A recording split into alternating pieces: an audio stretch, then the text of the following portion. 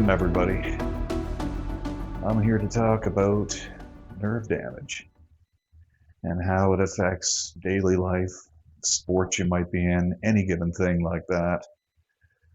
Anyway, the reason I can talk about this is because I've already been through this exact scenario 5 years ago and been through the recovery.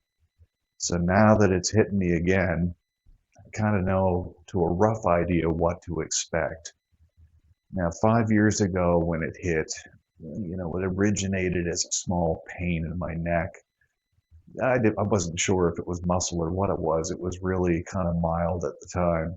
However, the next day spread into the shoulder, where I had pressure, burning, whatnot in the shoulder. Then a day later, down the arm. The pain would go from sometimes mild to severe. Some of the worst parts are laying down. Now, I don't know where it relates to the lower body nerve damage, but upper body nerve damage, laying down is brutal. Within 4 minutes, it'll go from a 5 on the pain scale right straight to a 10. You'll go right into cold sweats and have to jump right back up, which sucks because you don't get to sleep.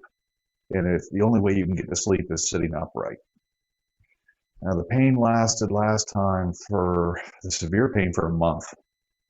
And then that was followed by mild pain for a while. Then after that came weakness. Now, I noted on any push movements with like tricep, chest, anything else like that, it dropped. It dropped to 20% of what it was, which was frustrating. My first time back to the gym, I just walked out the door. I was pissed. So I went through the recovery. To be honest with you, it's not a bed of roses. I'm not going to give you any blow any smoke up your ass, but it sucks because for 2 years there was no progress. I was stuck with using that. If you're familiar with the colored dumbbells, as I call them, the ones for aerobics, I was stuck using those for 2 years until I started to feel like little jolts in the muscle when I was lifting, little electrical shocks. And after that is when I started making a comeback. Then I could get back into the game, and then I ended up competing there twice. And the gold medals behind me, that's from those competitions. So you can come back from it, which is good news. But anyway, I'm going to go over like the whole details on, if your case is radial nerve, yeah, you'll get a pretty decent rundown on it. So anyway, the rundown is, I'll go to the picture. I'll show you what it's about. So in the picture, you can see that it's the path of it and where it goes down through.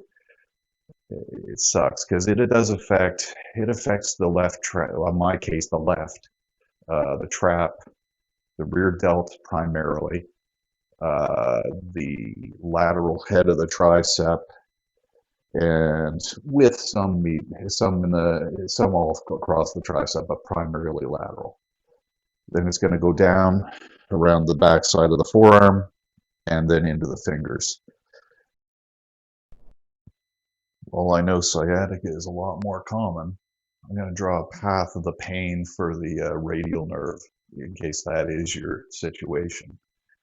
The radial nerve is actually going to come out of the spine.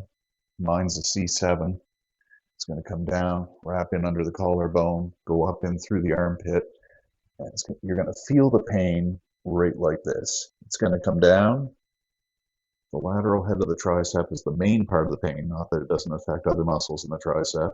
It's going to come right down through the groove, and then it's going to wrap right up around the top side of the forearm, and then go right down, and it's going to make your fingers, primarily these two, completely numb. You won't feel anything in them. There's no pain in them, but there is numbness.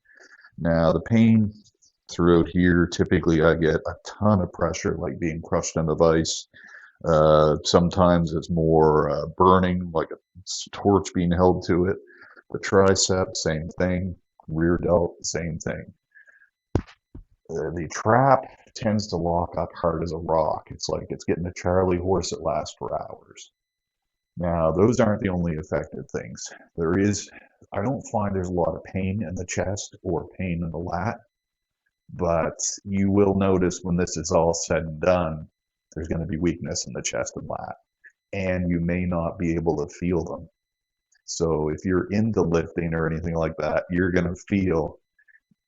only going to feel the right side of the chest firing, which really sucks because it leads you to like a real big imbalance, and you will notice there will be maybe a little bit of atrophy. You might have a hollow spot in the chest where the nerve does command those muscles. That sucks, but it is what it is. Anyway, I'm going to be doing more on this whole thing and bringing you through the whole process of what it looks like when right now I'm in the first month. I'm actually a week into this, where I've been down this road before. I kind of know the sequence, so I can show you the decline of strength and bringing it back again so that you can see, hopefully it's helpful to anybody going through nerve damage to see that you can come back from it. Now, mind you, the last time I only came back 85% of the strength of before, but it was still continuing to climb until this happened again. But yeah, please join me on this. Like and subscribe. Thank you for checking it out.